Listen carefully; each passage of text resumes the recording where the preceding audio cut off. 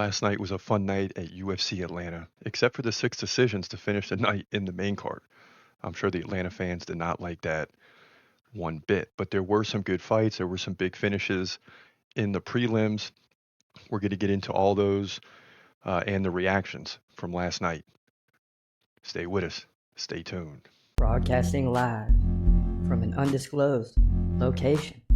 This is the TCMMA Podcast with your host, Chris Cross.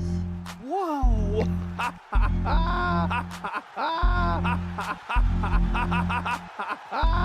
Dana White privilege. Let's go, baby! Let's go! Let's go! Let's go! Let's go, baby! Dana White privilege. Privilege. Privilege.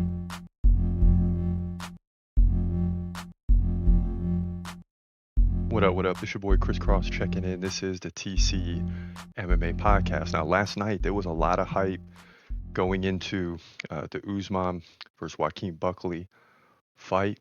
Specifically, I mean, first of all, can Buckley beat a big time fighter like Usman? If you didn't think you were going to see a big time fighter, think again. We did have Buckley win in that fight. He did not win the fight. But the big question going into the fight was, can Usman regain his glory, right? What is he, 37 years old? He's saying he wants to go back and get the welterweight belt. Then he wants to move up to middleweight. And as I'm watching that fight play out last night, I said, I don't know if Usman can win the welterweight belt, first of all. But if he does go up to middleweight and gets a shot at the title, guess what? It might be against a familiar foe.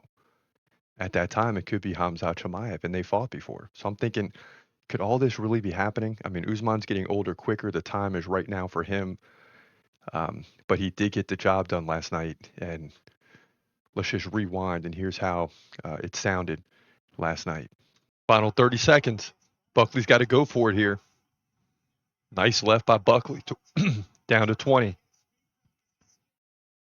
And he's defended the takedowns much better in this round, giving himself a chance, but that clock is ticking down. And Usman has just dominated this fight other than the 5th round. Final 5 seconds. Buckley going for it. And these guys are swinging at the bell. And they're going to hug it out, and that's it. But Kamaru Usman looked like the Kamaru Usman of old. That's for sure. Dominating this fight, 171 to 62 in significant strikes. Or total strikes. Significant strikes, 66 to 53. And that's a lot of that is Buckley in the 5th round coming back. Head strikes, 56 to 37.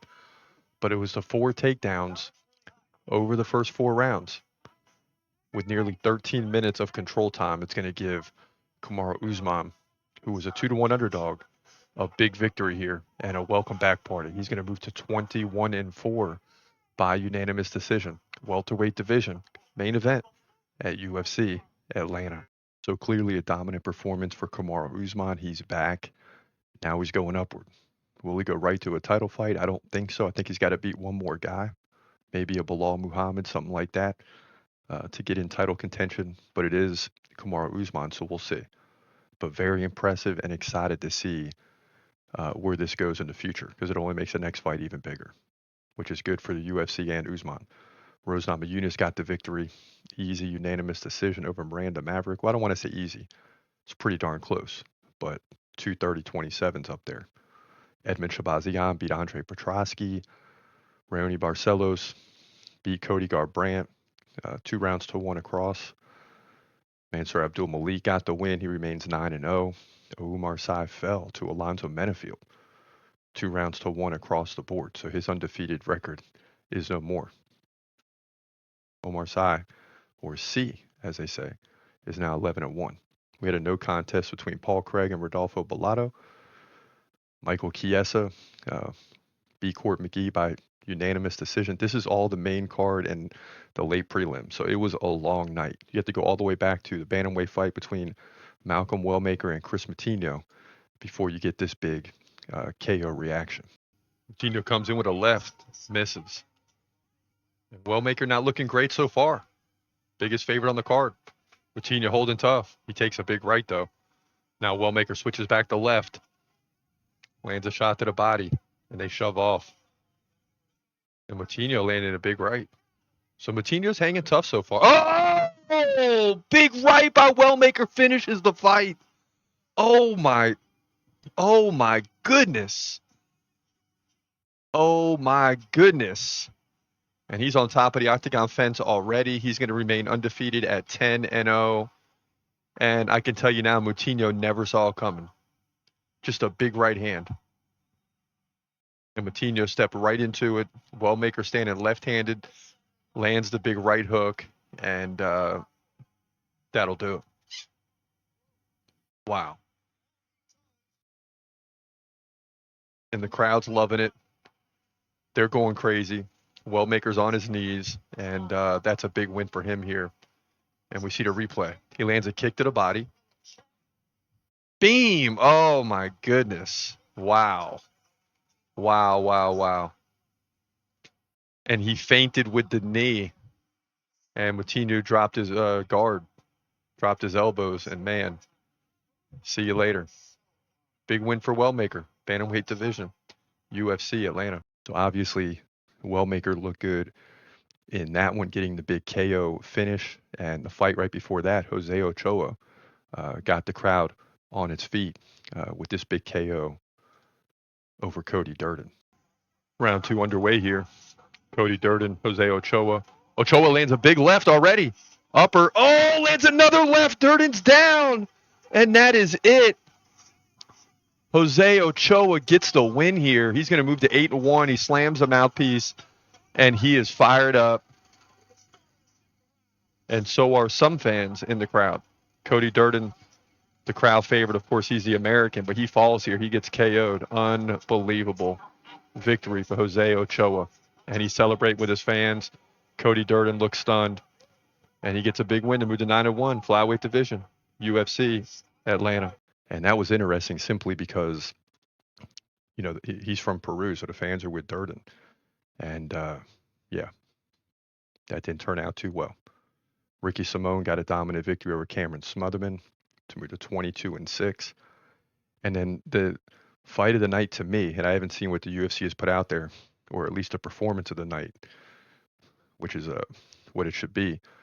Phil Rowe really getting dominated by Angelusa for the first 2 rounds. And then late in the third, with under a minute left, this is what happened. Phil Rowe unloading now.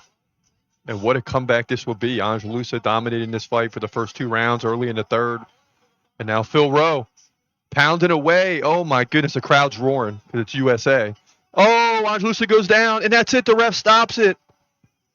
The ref stops it. Phil Rowe with an incredible comeback. Unbelievable.